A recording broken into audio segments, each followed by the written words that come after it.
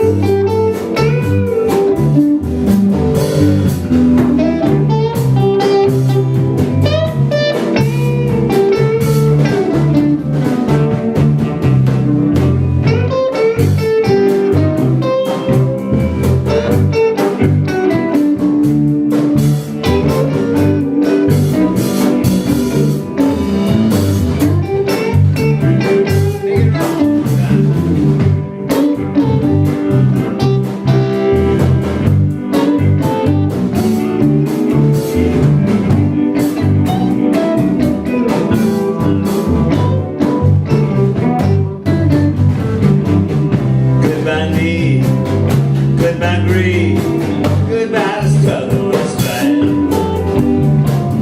I'm set free, oh I love me. Where have I been all of my life? I wish that I could tell you it now. Try it yourself and you'll see. I used to stoop but now my shoulders are drooped. There's a spirit that's moving. Take it around. I used to stoop but now my shoulders are drooped. There's a spirit. That's right, John. Thank you, thank you. Song written by a friend of mine, Eugene Lesser. This is some unique music, and Eugene was one of the major influences in its development. And like I said, I was born and ruined in Minneapolis, and came out of the scene with Bob Dylan and Dave Ray and Johnny Kerner of the gang. And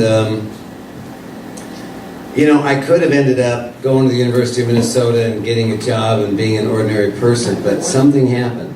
And I ended up in this exotic world. And I met this guy named David Morton. I just hitchhiked out to California, scored some pot, stuck it in my guitar case. It was illegal back then. And so my brother invited David over to come get high, and you know, he had long hair back when I was still pretty straight, even though I was starting to get a little, you know, whatever from smoking that stuff. And David was Bob Dylan's roommate, and he was actually the guy who taught Bob to write his first songs. And David wrote these weird songs, and he played this song for us, and you know, coming out of my sort of, I don't know what you want to call it, Minnesota nice, and kind of still thinking like, oh, you know, a patriot would support the war in Vietnam. But I was starting to get high and thinking, you know, they lied to us about the pot. So anyhow, when David played the song for me, kind of blew my mind, and then took me on this journey. So this is a song called "And His Parents Are Sitting at Home."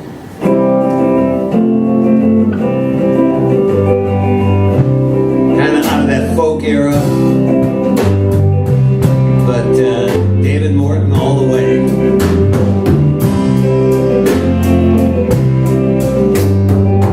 This is a story all about a man who was turning on late one night, but he heard a knock at the door, and he said, "Well, who is it?" And they said, "Well, this is the police." And he said, "Well, do come in." And they did come in, and they busted in. "Come sit down beside me, I'll tell you a story. It's not about love and it's not about glory. It's not about a war or the hunt of a whale.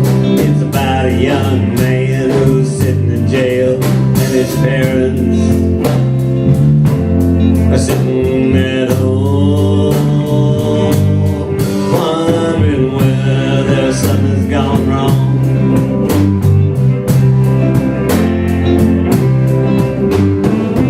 You might ask me his name, but there's no need to tell you. There are many just like him who sit in a cell. You can call him a commie or a devil from hell. Or if you're a liberal, you can say he's not well, and his parents are sitting at home, wondering where their son has gone wrong.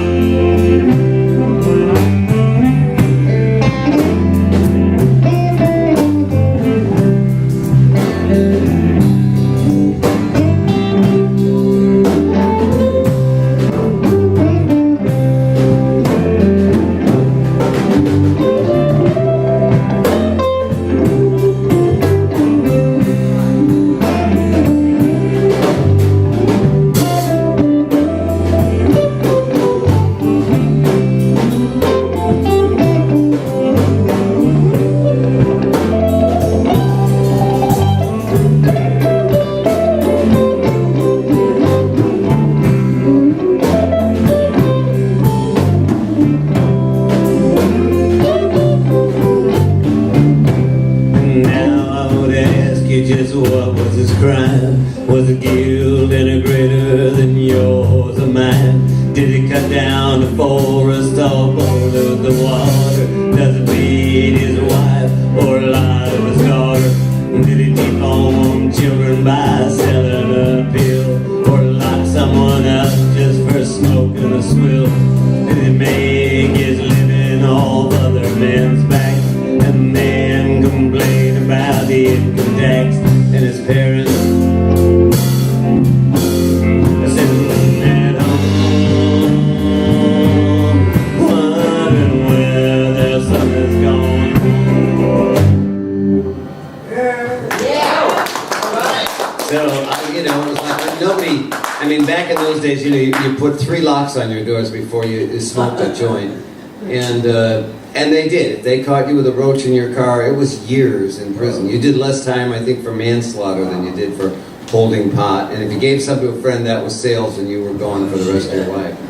And we forget about that now because this was, well, I don't know if I'm older than I look, or I look older than I am, but going on 60 years ago now. And so anyhow, David came back after I played him a few songs. He came back and he said, "Come on, be in my jug band." So we started to put this jug band together called Minneapolis just won the National City Award. So we call it the National City Vipers. Brand X and even does Worst Jug Band. And then he brought in a few folks, and we played all over the Twin Cities for a while. And then I could never quite believe how he manifested. And David was, I mean, he was such a madman, and I couldn't even believe it. But the more I got to know him, the more he became a major influence in my life, like he was with Dylan, and actually a lot of the whole Dinkytown scene out of Minneapolis. And this was one of the songs he wrote. He was one of the guys who went on freedom rides. He was locked up in Cuba, as you'll hear, and stuff like that. But he just had a great sense of something that really changed the way I saw the world. Records. Here we go. 1, 2, 3. I was born in Salt Lake City, Utah, USA. County General Hospital, at least that's what they say. And an evening when I'm walking by a river, stars above me shining, and I know that someone cares. Is there someone somewhere keeping records, writing down the numbers, records all about me? Yes, I know there's someone keeping records, pretty little records that I will never.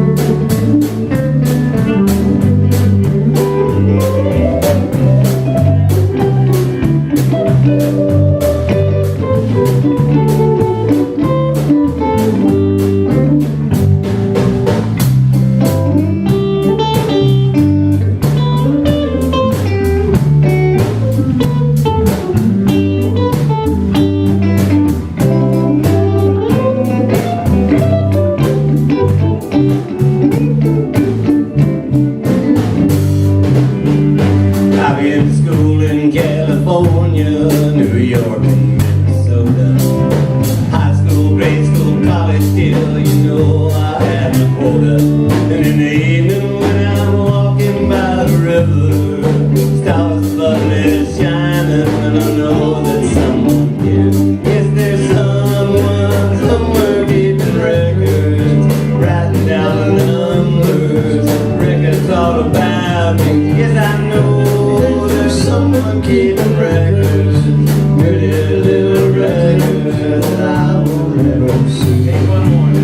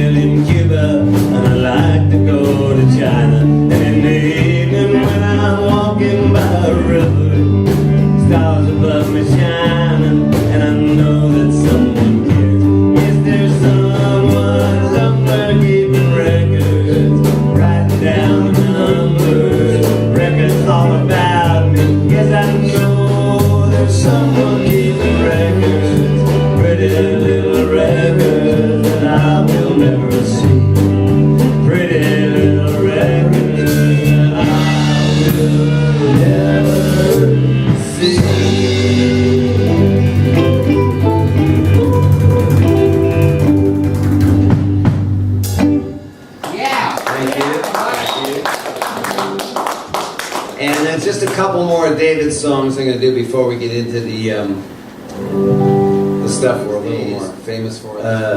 This was starting to be kind of a weird thing, and somewhere in that place I ran away to California with my girlfriend. We were hiding out from the police and stuff, and my life did turn a little funny at that point. And, you know, David comes out to California, and he's got a couple more songs, and this was one of them. It's called American Food. Well, this American food, it's killing us by degree. Hey, don't you know you'd be better off if you ain't leave? But you can eat till you're meat, 'cause no one believes food can kill you by degrees. Well, this American food, it's killing us by degrees.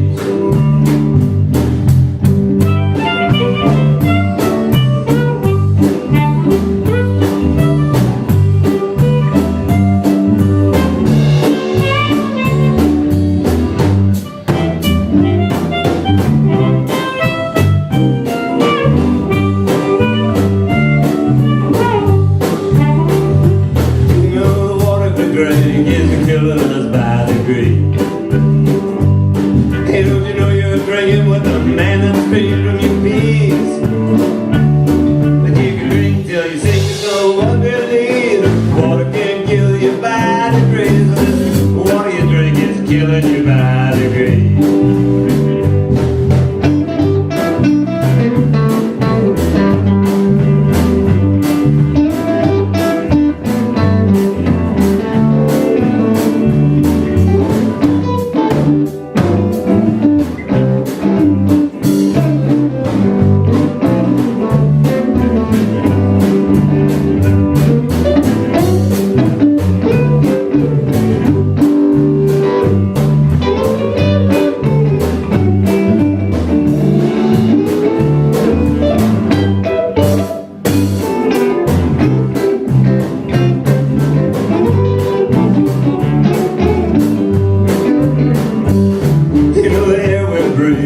Killing us by degree.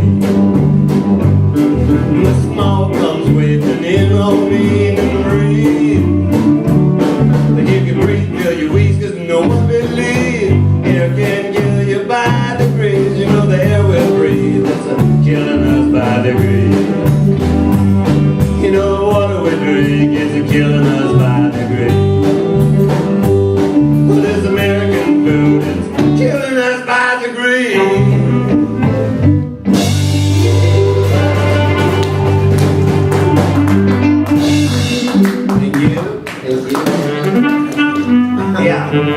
So he was out there, he was starting to do this, and you got to understand that this was back before anybody was thinking or talking this way, pretty much. And he had hung out with Ginsberg and the guys in New York City, and came back with all these weird pieces and stuff like that. And then he wrote this song that kind of became the signature tune from the Jook Savages. And it's like I said, the rest of us were, you know, it was like being gay back then. Smoking pot was like, you just didn't talk about it, you just didn't, you know. And so he put this song out, and Mothers of Invention, you know, kind of Frank, and there was a guy from the Mothers called Elliot, who was the lead guitar player. He was from Minneapolis too, and they liked us, and they said, well, why don't you guys come out and play some songs at our gigs, because you could help freak people out. Because Elliot's comment was, he said, you guys make us look like the Beach Boys. Okay, so just found joy, I'm as happy as a baby boy, playing with his little choo-choo toy. Sorry, which one is it? Yeah. When I found my Mary Jane, oh, you've been smoking my dough, you've been smoking my dough, you've been smoking my dough. Some of you people been smoking my dough. Well, you know, I come home the other afternoon, the There was 4 or 5 people in my living room. There's ready jail all over the place. A Cheshire grin on everyone's face. You been a smoking my dough. You been a smoking my dough. You been a smoking my dough. Some of you people been smoking my dough.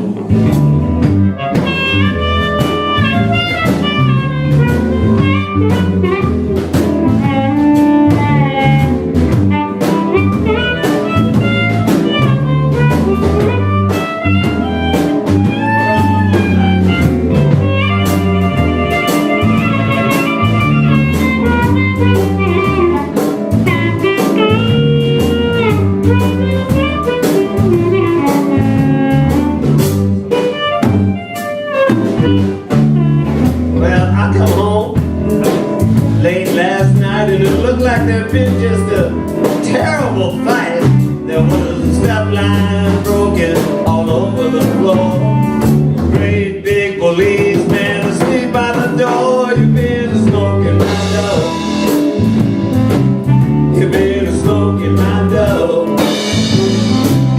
You've been smoking my dough. I said some of you people been smoking my dough.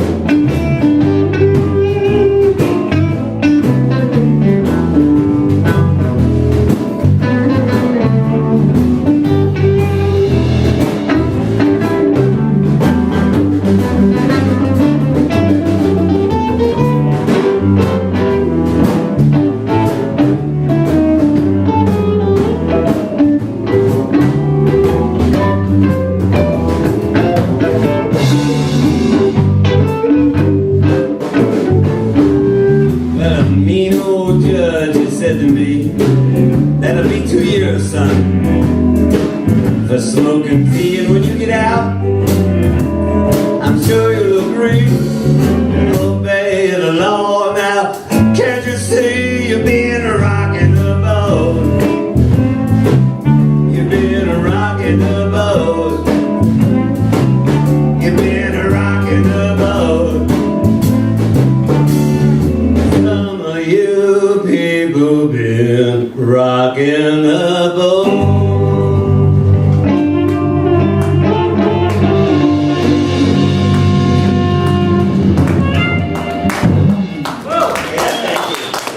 I love that one. I love that. We went, we actually lived up in, when we moved up north from the Miramar house in LA, we moved up to a place called Nine Chateau. If you know in Marin County, there's a little town called Larkspur. There's a place in Larkspur called Madrone Canyon. And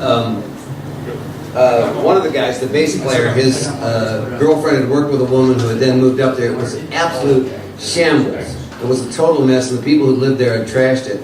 So David and, did you go with David to meet the landlord? And I think Mark went with him, and they talked the landlord into letting us live there for cleaning it up. Wow. And then back in those days, you got to understand that all the food they now sell cheap in the supermarkets, they used to throw in the trash buckets. So Mark and Paula would go and bring back food, and we'd buy 100 pounds of bad brown rice, and you know, because we didn't make much money playing our gigs. And Nothing's changed. We still don't. and in that band, it was one of those things where it was like anybody who wanted could get up and play with us. You know, David would just, you know, anything at all. And so we'd have 20 people on stage sometimes. We had somebody playing a bird cage. We had, you know, of course, the washboard, the jug, and the wash tub bass and all that stuff. We had whistles. We had a 5 or 7 piece kazoo section. And it was, I mean, it was just fun beyond belief. And we were taking that strange drug that was so popular at the time, back before it was illegal. And I got to tell you, I mean, I still look back on that as just like, what a blessing, you know. I could end up in a fucking office somewhere and killed 18 of my coworkers and myself. I you know, that's where it was going. Anyhow, You have some nice posters with Rick. with Rick Griffin. well, Rick Griffin was one of the guys. And Rick and I were best friends back in LA, and actually he was one of the original members when we started. When David came out to LA, Rick joined us, and he played in the band with us. And then when we came up north, Reno was good friends with Ron and, what was his brother's name? Jay. Jay. Ron and Jay. Ron and Jay Thelen, who ran the psychedelic shop.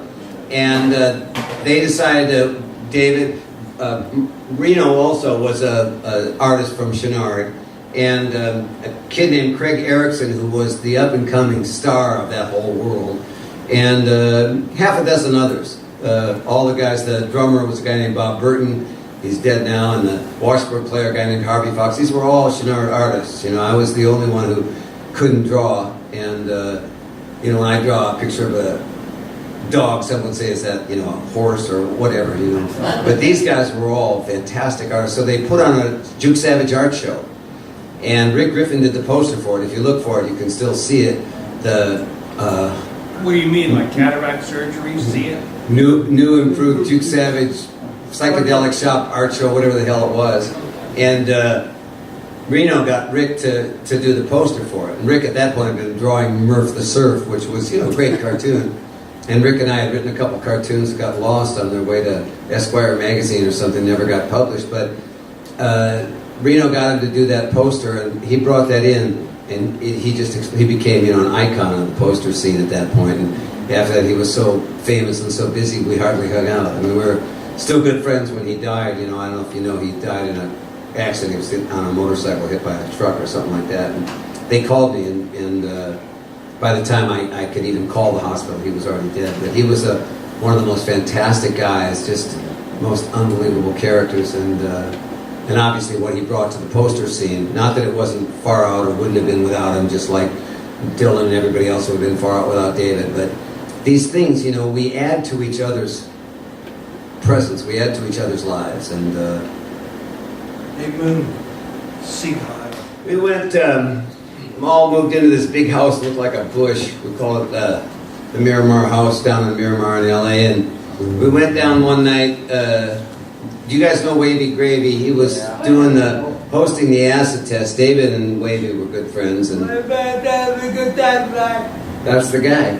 And the Grateful Dead were playing down there, and David came with a bunch of his little pop art toys, and we would go up to the place, because we were all broke, you know, and he goes up to Danny. I don't know if you know, Danny Rifkin used to manage the Dead with Rock Scully, and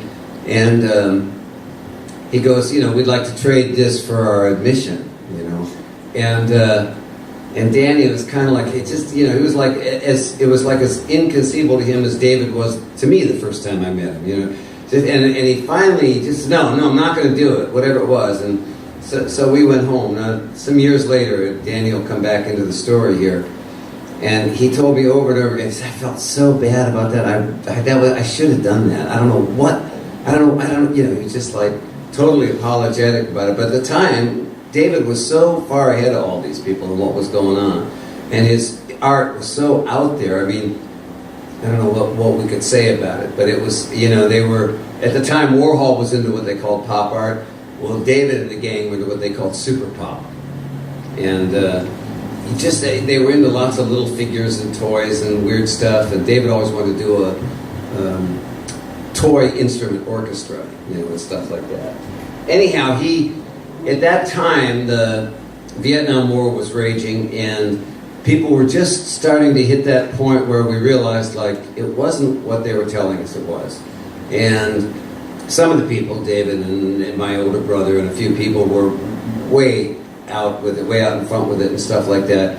So David wrote this song to it. But that time between civil rights and the Vietnam War, probably a couple of you might be almost old enough to remember it, but it virtually was tearing the country apart. And there was the people who just thought you support your country right or wrong. Then there were those of us who were kind of going, no, you make your country right. You line up to what's right, and you try and do it. And so we went out and played this song out at, I think it was Frenchie's out in Hayward or something like that, with the Mothers of Invention. And Neil Diamond was there that night. It was kind of a nice event.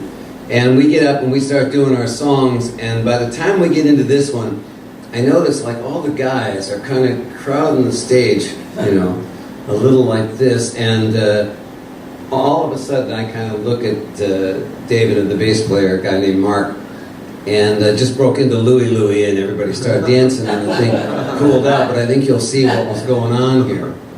I chaired over Vietnam, ladies and gentlemen.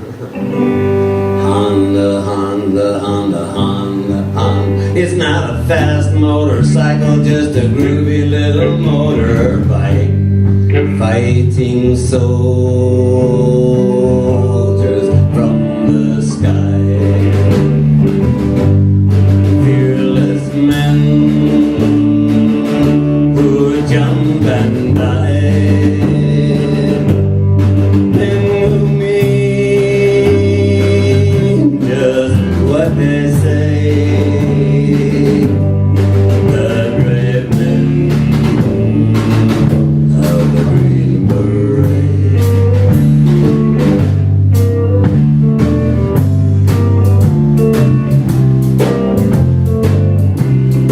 Get a child, motorcycle. Get a child, motorcycle. Hey, take a demonstration ride and you'll see what we mean.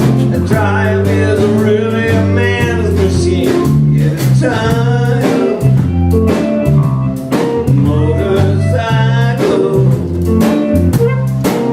Hey, get more power, get more speed than you're ever gonna need. Get a triumph motorcycle.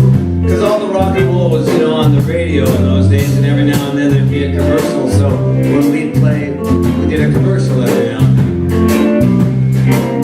I said, hey, what are we doing over there in Vietnam? Come on, come on, come on, come on. I said, well, yeah, around the world, but we don't belong. Come on, come on, you can see it with, come on, come on. I said, flying B-52s all the way from Guam. Come on, come on, come on, come on. We're gonna destroy the country just to show that we're strong. Come on, come on, come on, come on. I said, hey there, why don't you let me go free? I said, you don't have to bomb me to protect my liberty tree. Bomb, bomb, bomb, bomb. Dropping those bombs on the fields and the streams.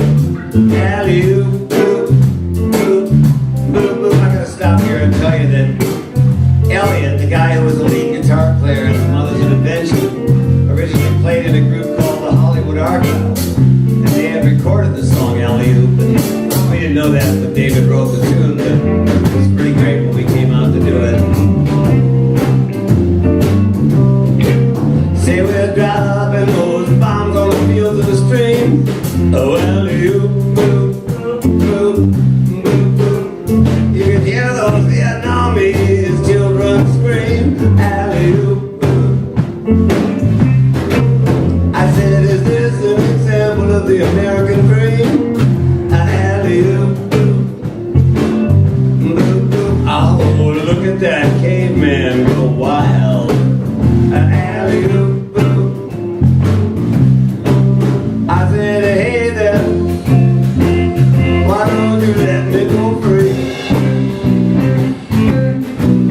I said, you don't have to bomb me to protect my liberty tree. Bomb, bomb, bomb, bomb. So I went to the White House to talk to the president. He was brushing his teeth with that Florida Pepsi that I asked me, you afraid of blowing up the world? I asked him face to face. He says, remember the Alamo, son, forget the human race. I said, hey there, Mr. President, why don't you let me go free? I said, you don't have to bomb me to protect my liberty tree. Bomb, bomb, bomb, bomb, bomb.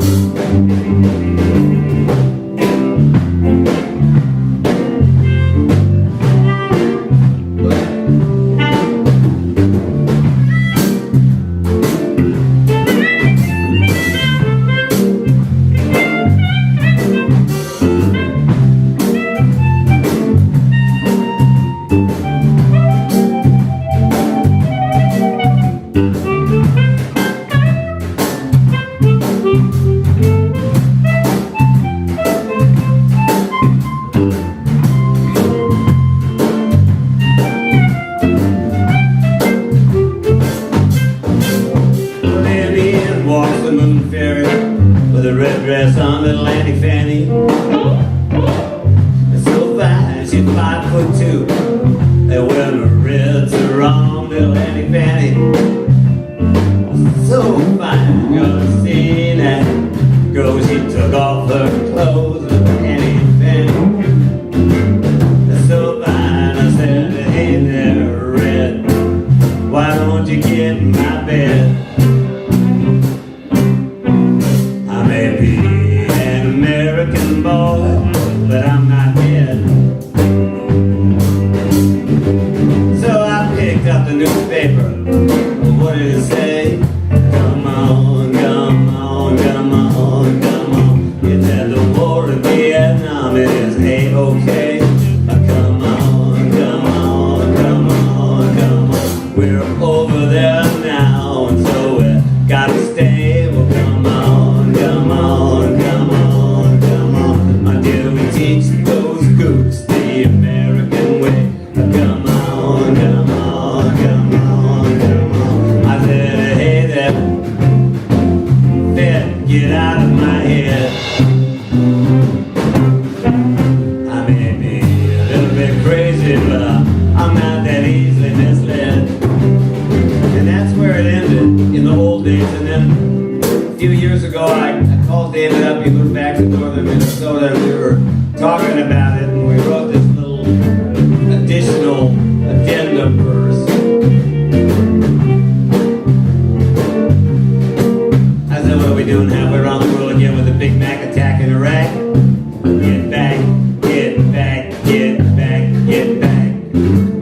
Or these illegal wars, that's a fact. Get back, get back, get back, get back. The pack who got us off track is either shooting smack or smoking crack. And I gotta stop here and say, you know, if the lies were true that he didn't use drugs, he should have. I said, when the profit's over people, democracy's out of whack. Get back, get back, get back, get back. I said, hey there, why don't you let me go free? I said, you don't have to be me, you don't have to see me, you don't have to be me, be nice if you could see me. I said, you don't have to be me to protect my liberty tree. I mean, everybody's fundamentalist views on how to hold a golf club, tearing this world apart. You know about those fundamentalist golfers? So just let everybody swing. You know, they don't hit your ball, just get back out of Iraq, get back out of everybody's business, and let's support the people for a change. You know, not like a government usually does in our day. Support the people who are doing it to them.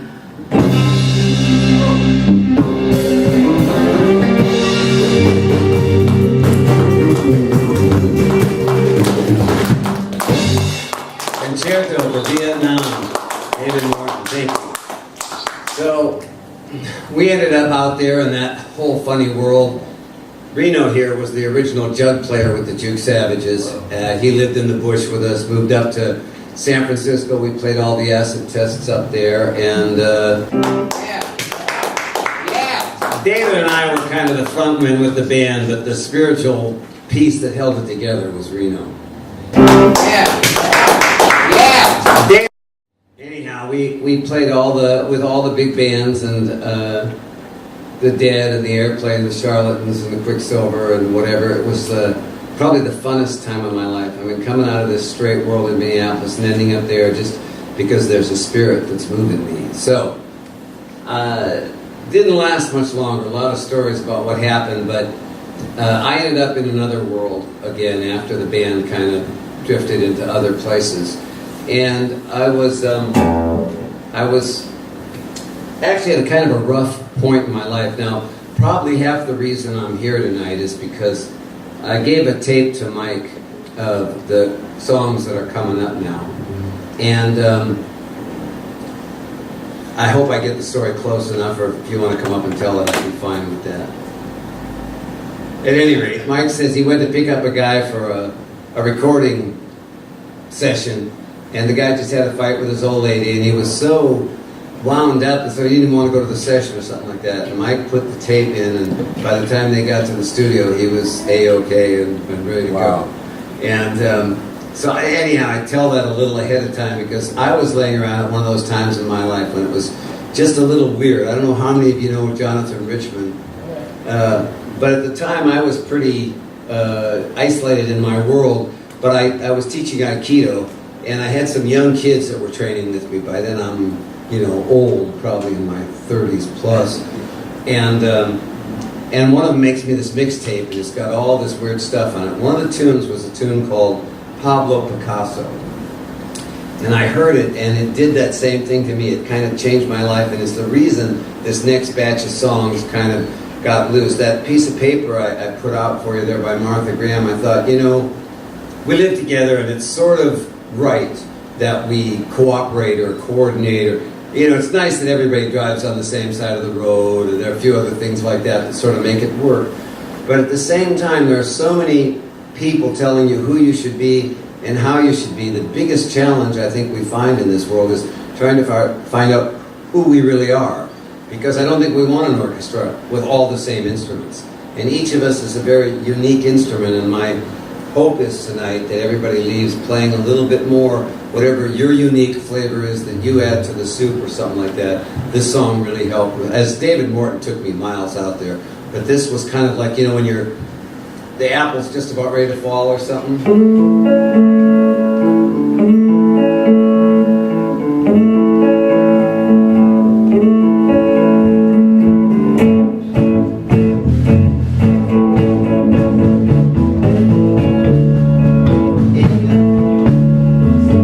Some people try to pick up girls and get called asshole. This never happened to Pablo Picasso. He could walk down the street and girls could not resist his stare. Pablo Picasso never got called an asshole. Here we go.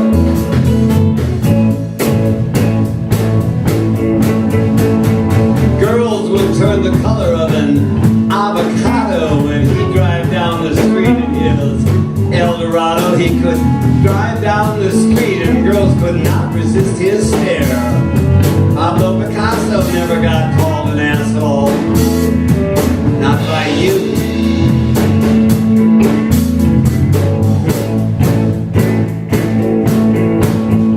Be not a bummer, be not a bell-bottom wearing asshole. This here's the story of Pablo Picasso. He could walk down the street and girls could not resist his stare. Pablo Picasso never got called an asshole.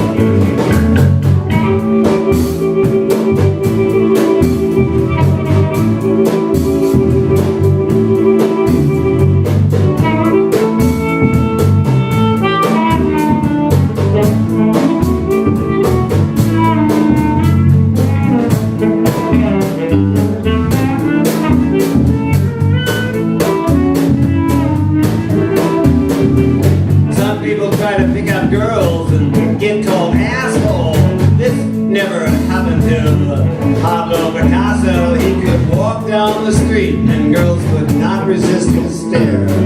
Pablo Picasso never got called an asshole. Too bad.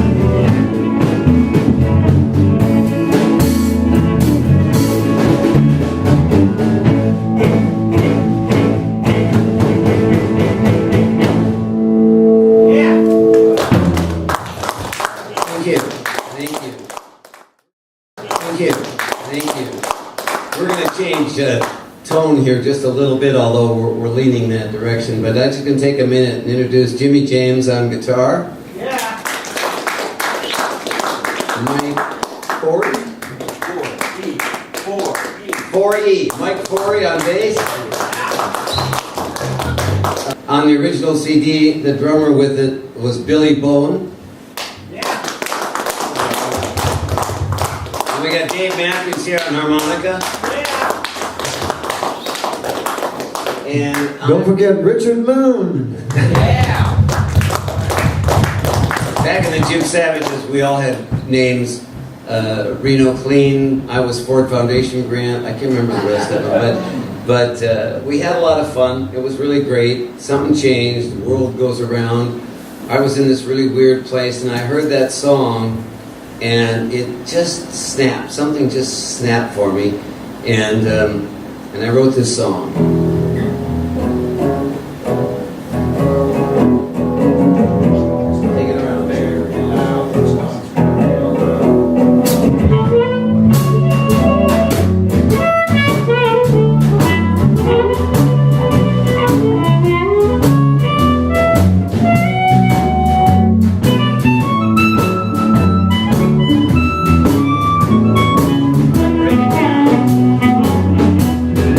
You can, of course, sing along on this one. This is a test.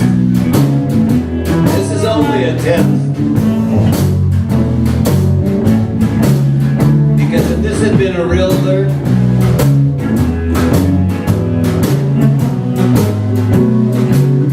you'd already be dead. Look, the whole thing's ready to go off, right? Guys with their fingers on the buttons can't talk to each other, and really, who does this? Protect starving people divided by bombs equals freedom, question mark. Forget Vietnam, South Africa, Ethiopia, that little fiasco south of the border, the air in Tokyo, the hole in the ozone, the population explosion, global warming, toxic waste, the Middle East censorship, or the legal system. Hey, look, I'm talking about the way we treat each other, all right? I'm talking about the way we treat ourselves. It's so fucked. I mean, it's so fucked. Did I forget the educational system, the military-industrial complex, you know, or the DMV? I mean, it's so fucked. It's so fucked that it's fucked that it's so fucked. You can't get with any of those words like down or a bummer or depressing or any of that lightweight shit. I mean, this is worse than taxes, the economy, the price of gas, crack cocaine, the drug cartels, corruption in government, international terrorism, and high-heeled shoes. I mean, it gets so bad, you can't even just say it sucks. Look, I'm talking about the total annihilation of the human race. It's humanity's single statement to eternity about what it was. Worse than the new Coke. It's so fucked. It's so fucked. It's so fucked. It's so fucked. It's so fucked. That it's fucked. That it's so fucked.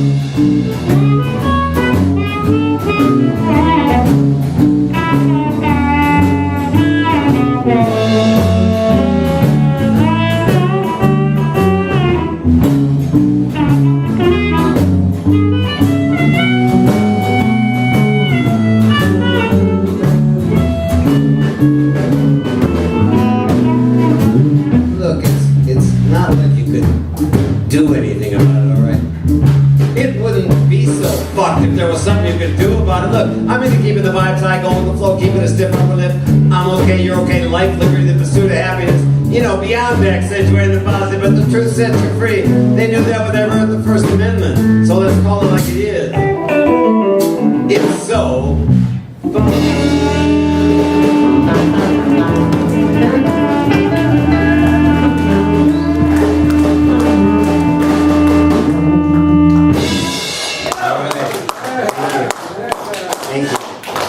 Anybody can share that sentiment. I think that's the song that Mike played the guy.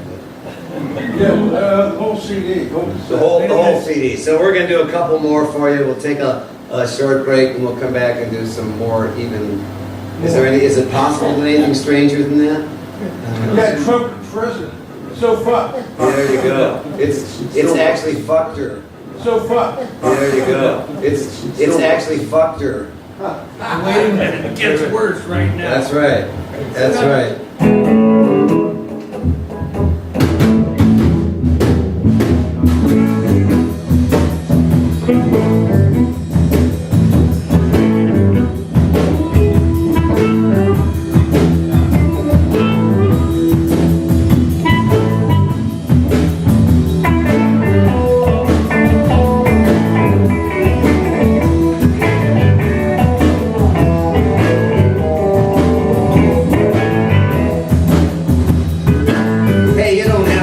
New York to feel this way. Studies have shown if you treat rats like people long enough, they're gonna bite. Bon Jovi was right, man. It is better to live on your feet than die on your knees. You think the way you see it is the way it really is. What's it matter who you blame? The commies or big biz? I mean, you think you can use someone else as a scapegoat when the world falls off the shelf? You gotta live what you believe in, pal. That's all that's gonna help. Freedom's not a gift you should expect from someone else. Either you make it the old-fashioned way, or you can just go fuck yourself. Go fuck yourself. Go fuck yourself. Go fuck yourself. Let's spell F-U.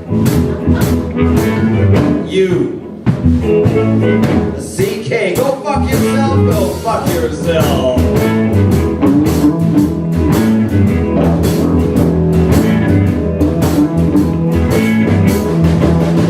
You bitch about the people in power and distribution of wealth. Either you make something better happen, or just go fuck yourself. Go fuck yourself. Go fuck yourself. Let's spell F-U.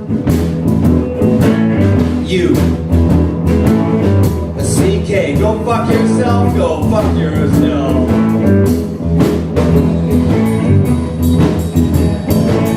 Freedom of the human spirit is primary to human health. Free thought and free expression are society's greatest wealth.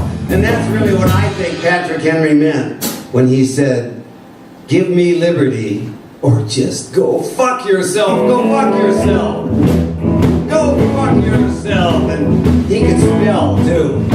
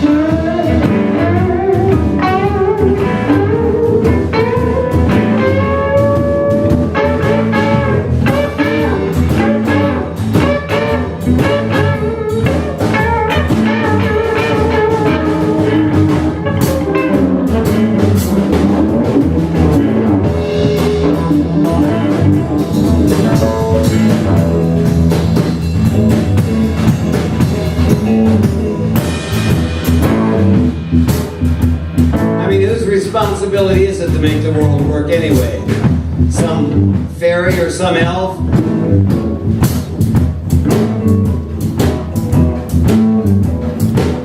Either you make something better happen, or just go fuck yourself. Go fuck yourself! Go fuck yourself!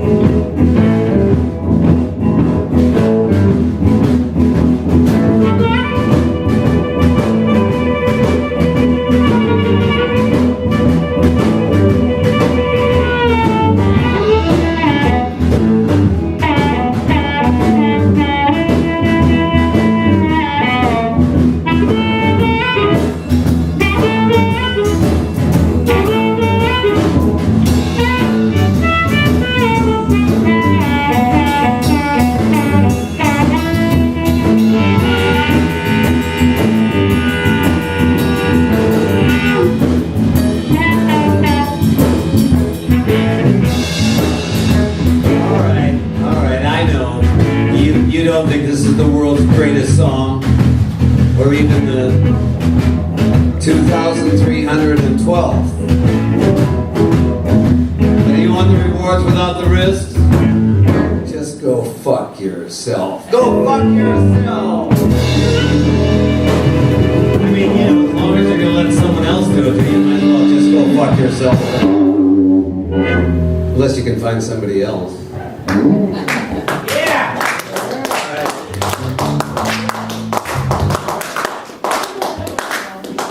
Thank you very much. So somewhere down the line, and I wrote the Fuck Quartet. There was a couple more that fit into it. And then at some point here, I realized that it was actually fuckter than fucked. Yeah, it's like This is on tape, isn't it? It was actually fuckter than that. Sharknado. It was... Anyway, we just signed a $3 million deal with It was fuckter than fucked. It was fuckter than fuckter. We're live on so the here we radio. go. It's going to sound something like this. No, it sounds like some company from there.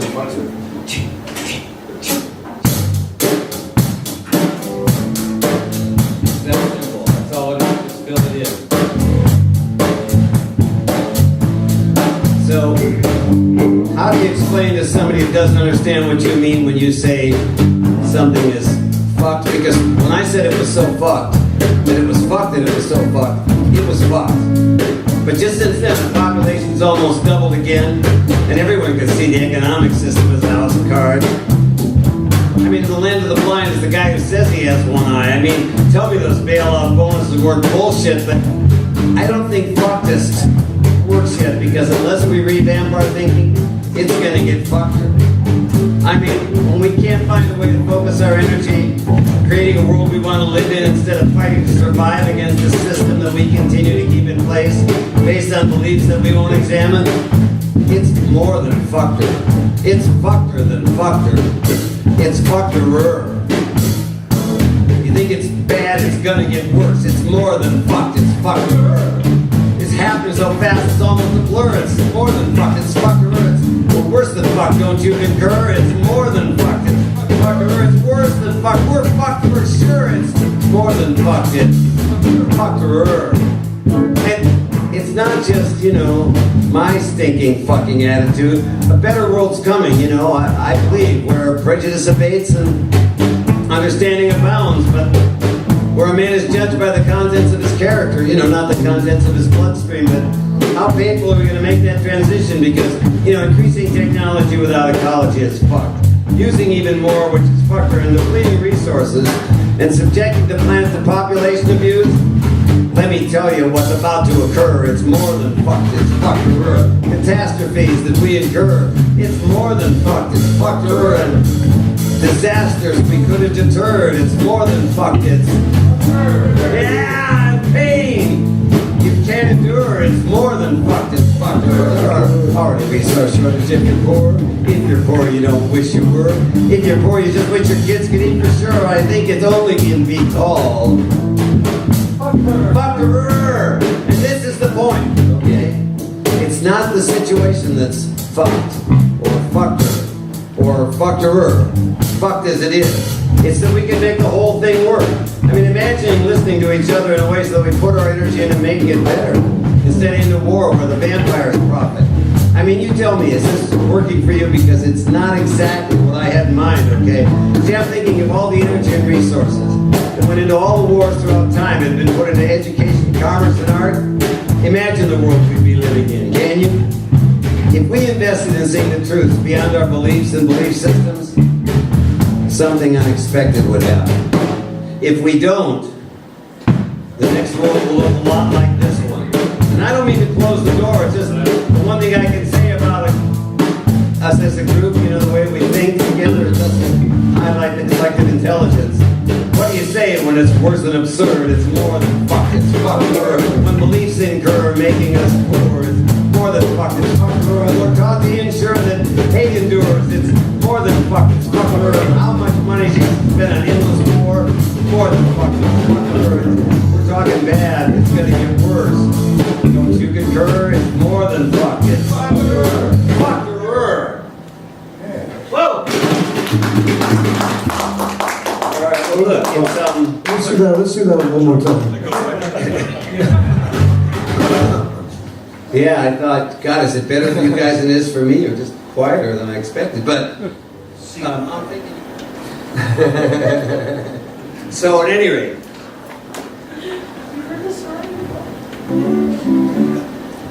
no, this is just the way Billy is.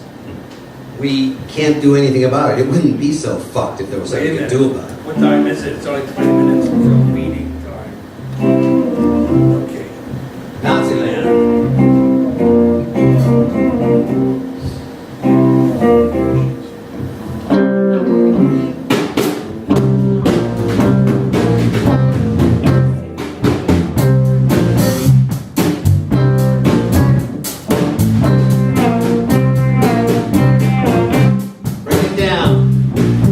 Regarding my politics, I'm an anarchist. Regarding everyone else's, I'm a Nazi. I don't want to live in Nazi land. I don't want to live in Nazi land. I don't want to bury my head in the sand and have to pretend that everything is grand. I don't want to live in Nazi land based on dominance and violence where the flames I hate are fanned. I don't want to live in Nazi land where the media is controlled and mass minds programmed. I don't want to live where fear's the plan. I do not like green eggs and ham, and I don't want to live in Nazi land. I love love, and get it straight, I hate hate. I don't know if people hate to love, but you can see people love to hate. There's no debate, get it straight. Look around, it's the human state. Is it fate? It isn't great. Do you think it might be too late? People love, love, love, love. They love to hate. People love to hate. People love to hate. It's so much better than taking responsibility for yourself.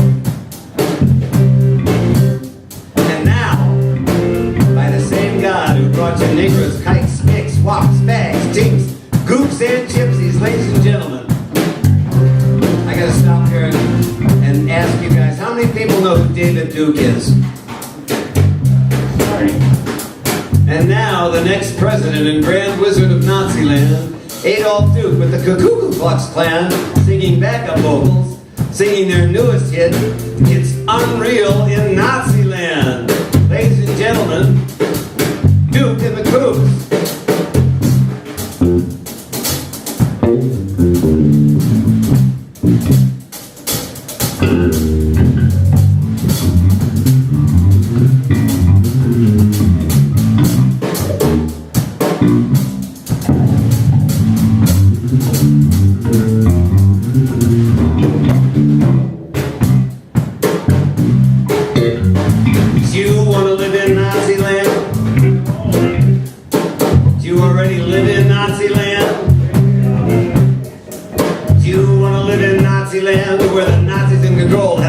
Plan, where only if you're white do you count as a man, and a woman's only role is babyland. Every nigger and kike should understand, and the Asians, Latinos, and everyone with a tan.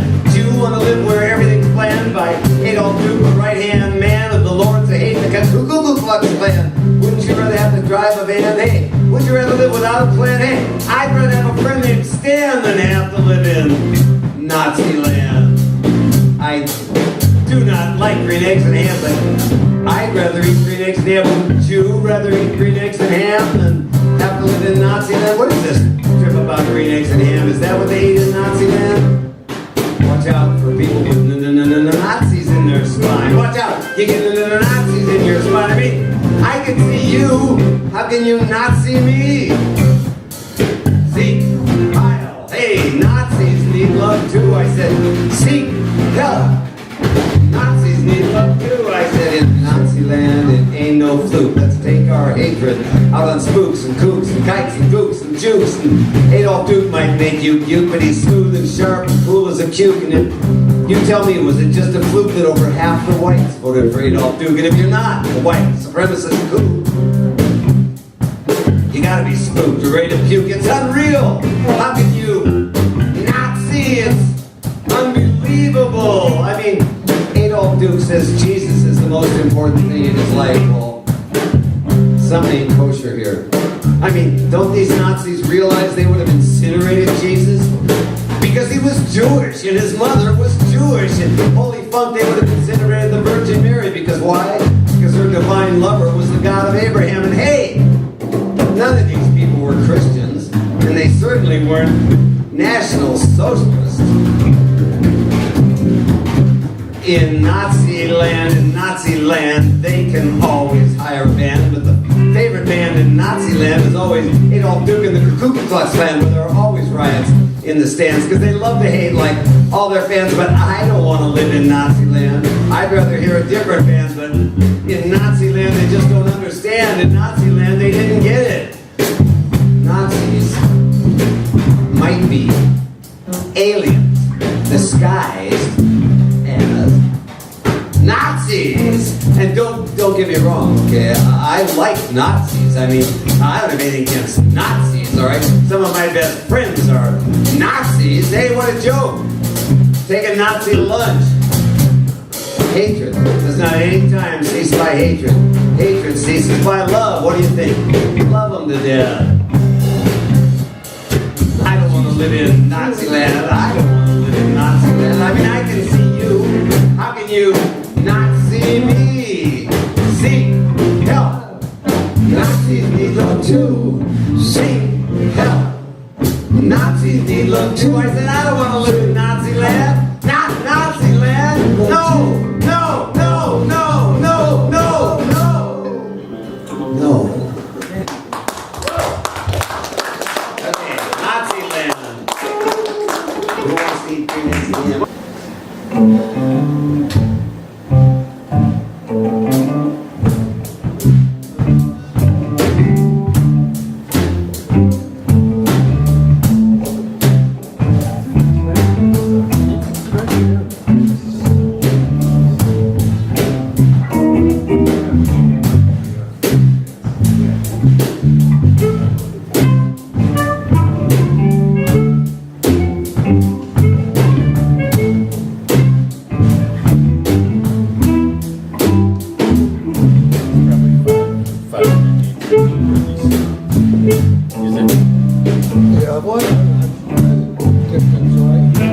This is one of those songs. I woke up in the morning and I said, you know, even I'm not going to write this song. And I woke up the next morning and it was still there, so.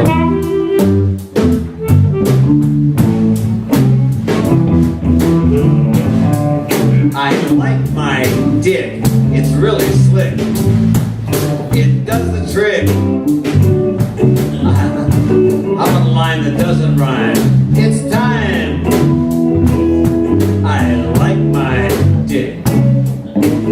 Does this sound strange, almost insane? Yeah, when I was younger, I was taught not to talk about it too. When I was younger, I was taught to hide my dick. Don't talk about it. Don't touch it. And don't let anyone see your prick as if you didn't have one. But are you sure this is healthy? I mean, how long do you think you can keep it up? Some people tell me she should be ashamed of your dick, like, you know, God wouldn't like my dick, but God, check this out, God made my dick, my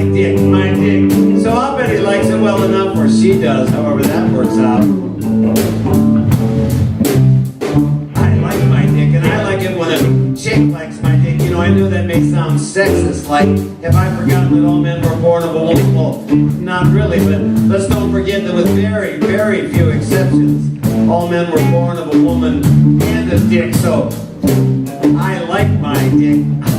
I like the way it works, I like it the way it feels. I mean, I know a lot of people out there like to forget that they have dicks, and I know a lot of people out there like to pretend they don't have dicks, but I know a lot of people out there don't have dicks, but don't get me wrong. I'm not trying to generate a lot of, penis envy or anything.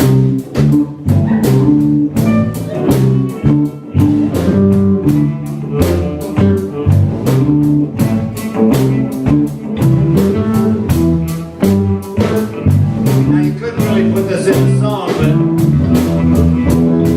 did Moses have a dick and he like his dick? And there ought to be a line about Jesus, but, would offend people, so, hey, I know. What about President Kennedy? I think everybody knows that President Kennedy liked his dick, and in your imagination, does God have a dick? And what about, Pablo Picasso had a dick. What about Saint Nick? Saint Nick had to have a dick, and that's only part of the reason I like my dick.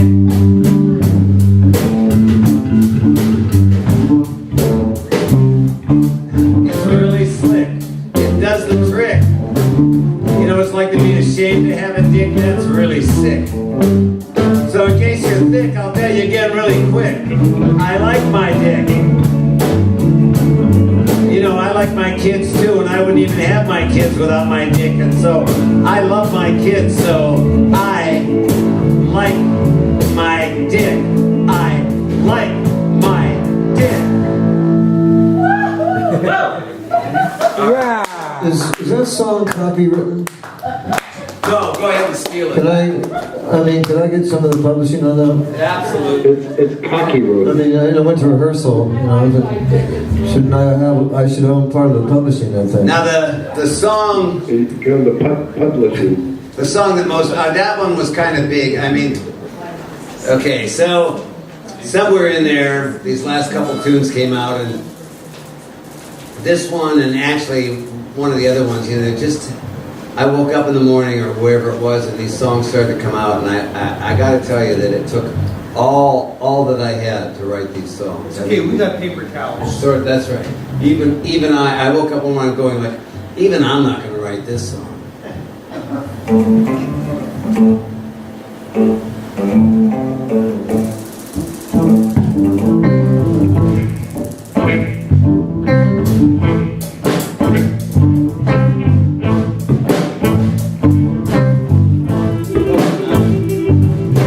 What's the difference between raising mushrooms and raising children? None. There isn't any. You keep them in the dark and you make them eat shit. What do they teach you in school? Eat shit. Why? Because what do they expect you to do at work? Eat shit. Come caca.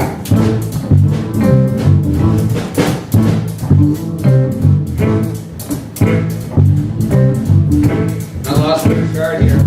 Having trouble remembering the word. My mind's going, folks.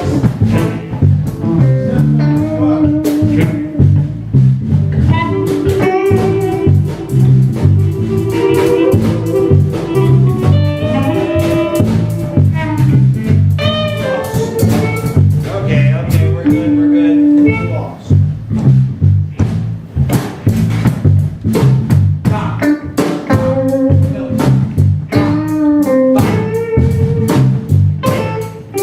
There you go. All right. That's what's wrong with society. You're expected to eat shit. And everybody is so used to it, they don't even think there's anything wrong with it.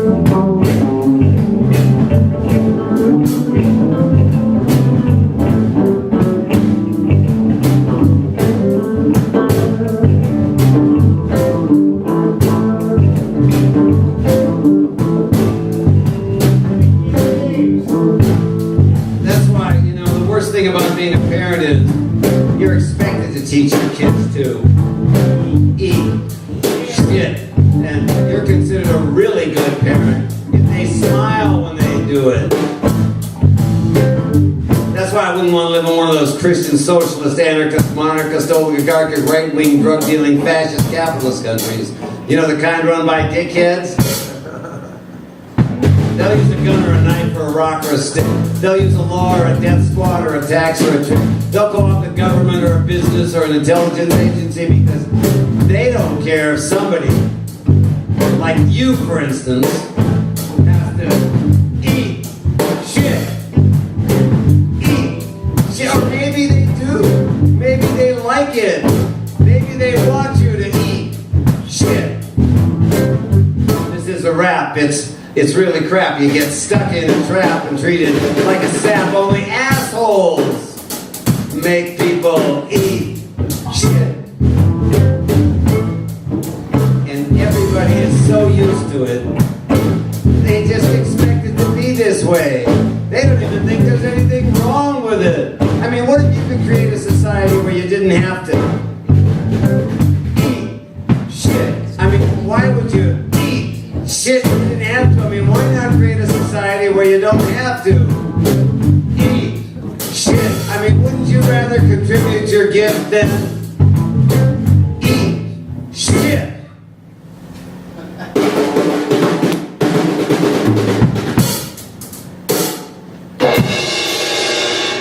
Okay, thank you. All right, we're going to do...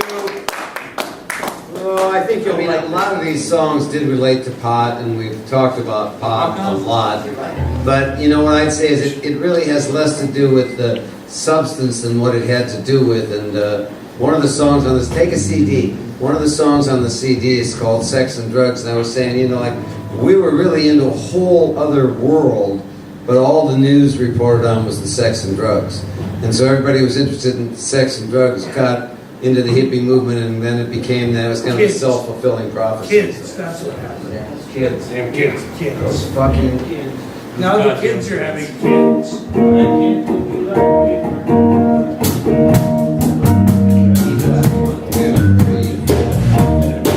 Hey, you've been down on my case for so long now.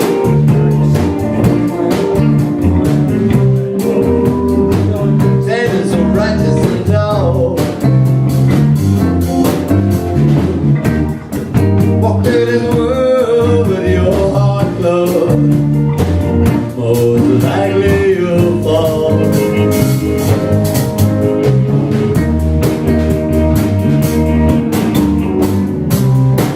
How long do you think one man can stand here in the face of what you'd say?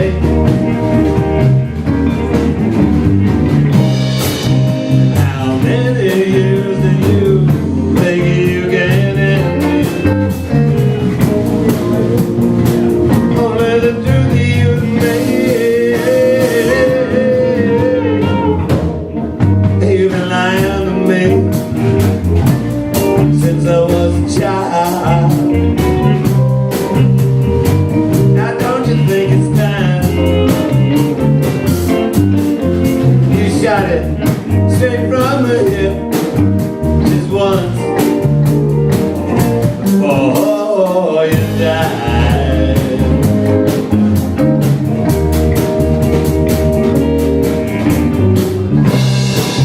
Maybe you don't believe there's an endless flow that moves you through this life. But if it heals you,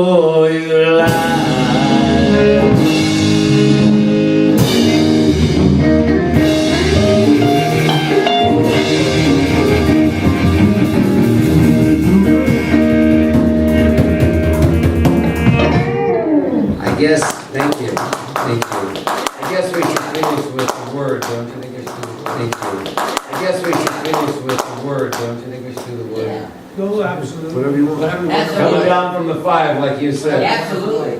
That's the next. That's our last song, but we've got just enough time to squeeze in this one that Yeah. I don't know how many of you. I like I said, I was born and ruined in Minneapolis. It's actually not true. One of my usual stories I'm great at making up. But actually, I grew up in a town called Golden Valley, and I went to Robbinsdale High School. And at Robbinsdale High School, there was a band called the Trashmen, and they had one massive hit, and we never heard from again. From the 5 in E. 1, 2, 3, 4. Have you heard about the word? Everybody's talking about the word. I said weed is the word. Well, weed is the word. I said weed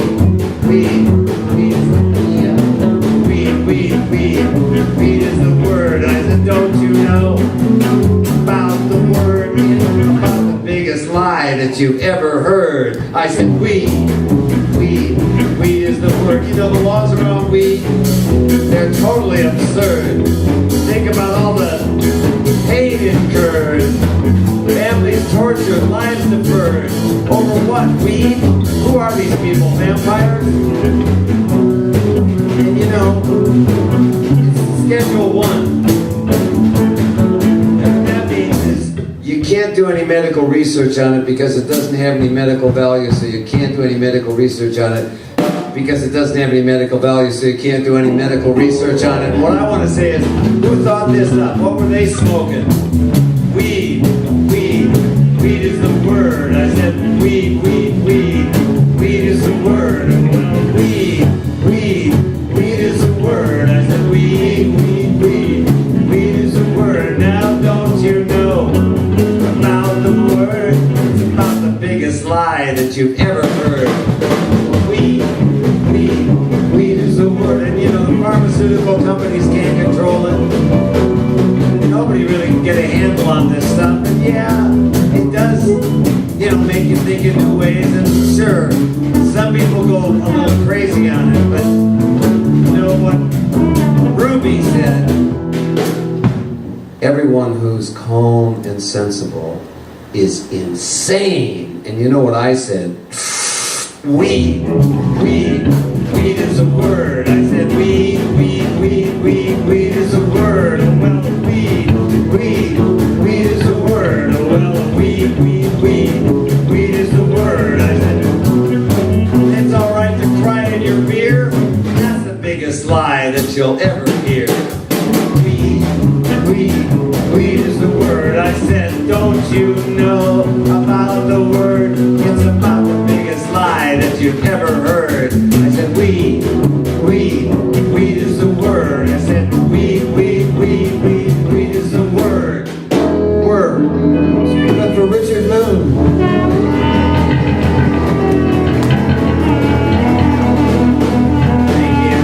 Thank you so much. Thanks for being here. Thanks for being. No one can say I'm not. Later on, I gave one of the copies to Danny Rifkin. We became friends, and he would have me up to teach Aikido at Camp Winter Rainbow and stuff. And I sent him a copy of the tape, and he said, you know, I didn't listen to it. And then all of a sudden, I put it on, and oh my God, he gave a copy to Jerry Garcia and Bill Graham. And Bill Graham called me, and he said, beautiful fucking music, man. Beautiful fucking music. He said, I want you to open. I mean, you couldn't, like, you wouldn't work with Gloria Esteban, but would you open for the Talking Heads? Can you do a 45-minute set? And I thought, we're on our way to heaven. 2 weeks later, he was dead in a helicopter crash. So, I don't know, Jerry probably bought more of the Night Nurses tapes than anybody. And I'm sure glad I got it then. part of the story, we're going to do Edie next. Part of the story is, No.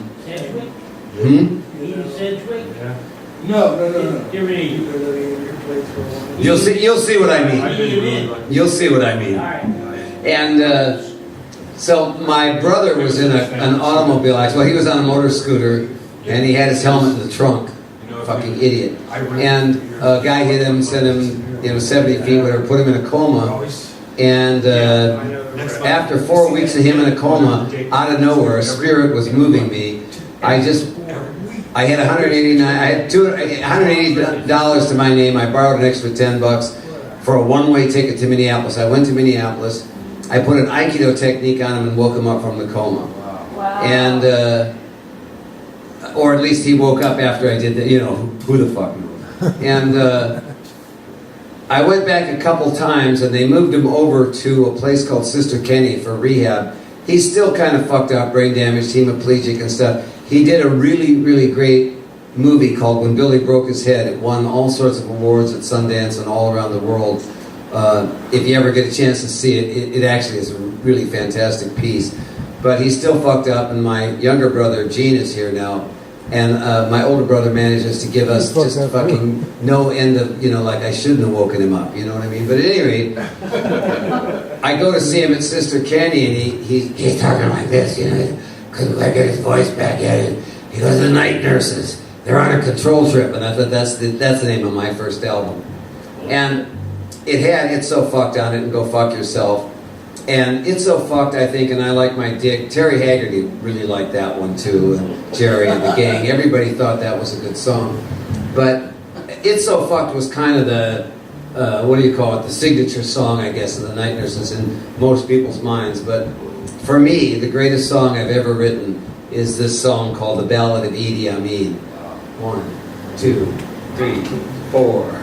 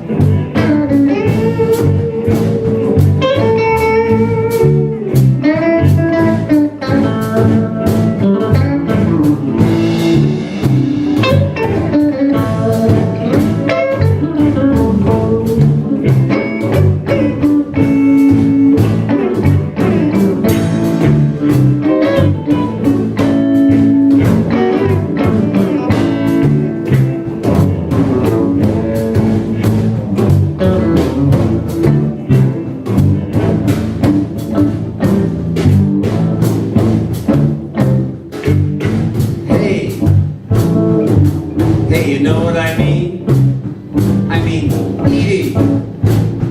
Edie, I mean, that's what I mean. Edie, I mean, you know I mean what I say. I say what I mean. What I meant is what I said when I said Edie, I mean. Edie, Edie, Edie, I mean, Edie, I mean, Edie, I mean, Edie. He was a mean machine, that's why they called him Edie, I mean.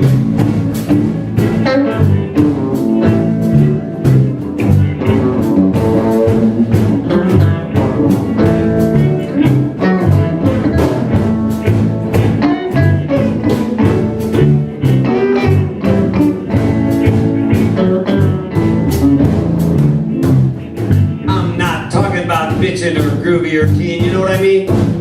I mean Edie, I mean, I don't mean crude or rude or lewd or obscene. I'm talking about Edie, I mean Edie. Edie, Edie, I mean Edie, I mean Edie, I mean Edie. He was a mean machine, that's why they called him Edie, I mean. Worse than Muammar Gaddafi. Worse than the Shah. Worse than Marcos, the Ayatollah, even Trump, and your mother-in-law. He was so mean. He was so mean. And that's why they call him Edie, I mean Edie, I mean Edie, I mean Edie, I mean.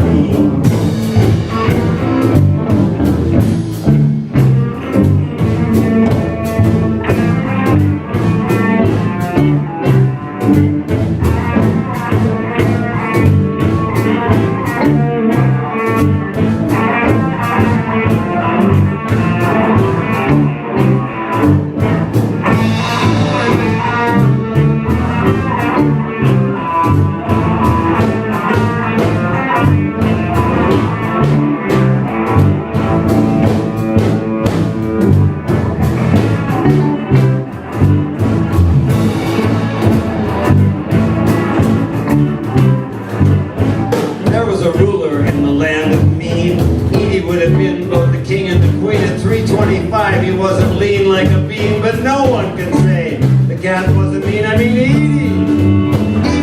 Edie, I mean Edie, I mean Edie. He was a mean machine, that's why they called him Edie Amin.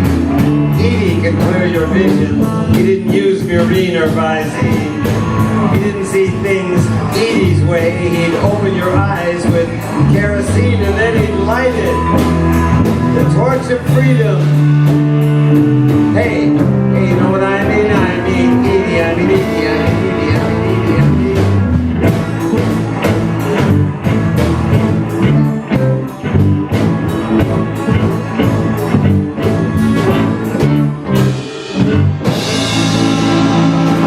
Edie, I mean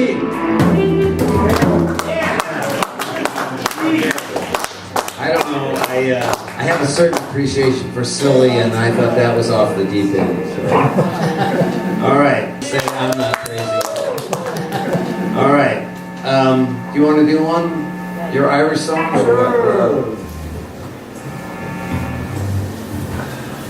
Okay. There's a few people that aren't wearing green Wonderful world. tonight. We have someone waiting outside that if you're not wearing green, you get pinched on your way out to your car. Oh, shit. We're going to do one last song then, and a song by, for me, the Holy Trinity was Louis, Ray, and Willie.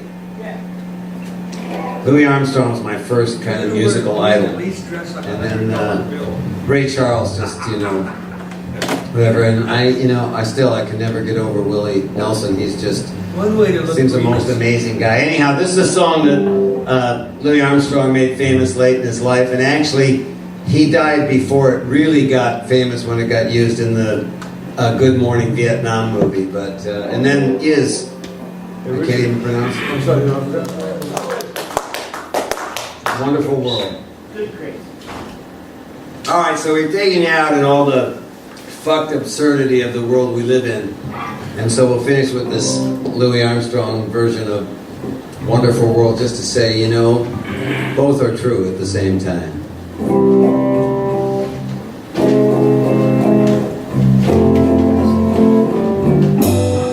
I said trees are green, red roses too. I see them bloom for me and for you, and I think to myself, what a wonderful world.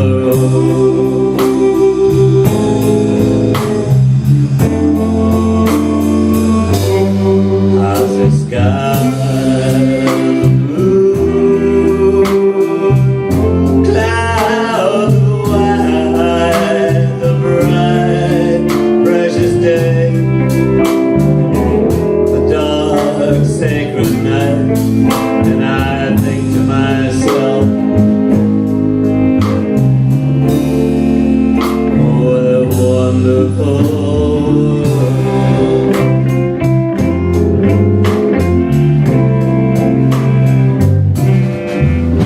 The color of the rainbow, so pretty in the sky, are also on the faces of people going by. I stay friends, taking hands, say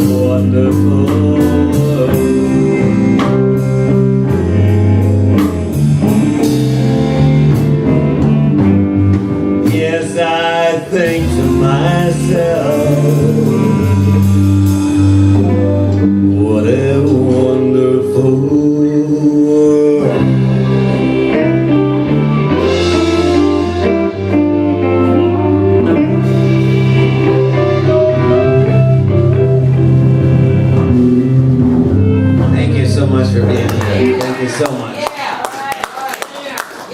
Boom. Please pick up the CD. We didn't get to do a lot of the tunes, so. David Matthews, Billy Bone, Mike Foria, Jimmy James. Happy trails and happy St. Patrick's Day, everybody. Happy St. Patrick's Day. Thank you. Kiss the Barney Stone for good luck.